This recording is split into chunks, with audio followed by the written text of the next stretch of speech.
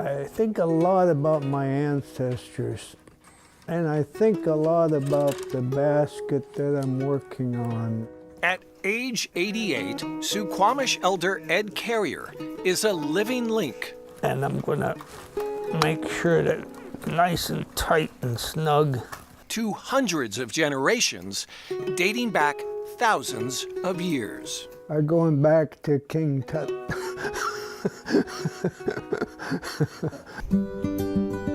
For millennia, the Suquamish have lived off the Salish Sea. There is more food out there than you could ever want to harvest and eat. Ed was a school child when he began studying the way his great-grandmother weaved clam baskets out of cedar roots and spruce boughs. The old Indian way, you didn't dare ask any questions. You ask a question, you'd be in deep trouble.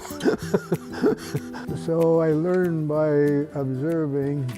Ed made his first basket at age 14.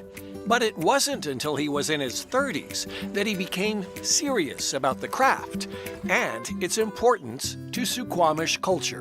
If I don't do this, it's gonna die.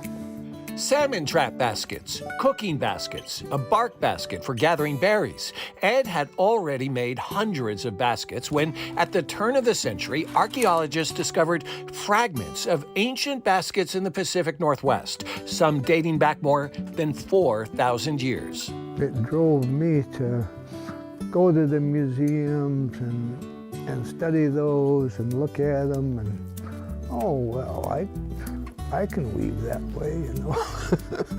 By replicating weaves that might have been done by elders from hundreds of generations before him, Ed has earned a worldwide reputation. I just told myself, I have to do it. And he knew he had to pass on that knowledge. And out the bottom. John Mason of the Squaxin tribe has been apprenticing with Ed for 4 years. I didn't know how important it was to me until I started listening to Ed. A well-made basket, John's learned, is a lot like a well-lived life. This is the foundation of your life. You want a strong foundation. And then you always want a beautiful ending to your life. So you always want to put a little bit extra attention and special care into do the ending of the edge of the basket.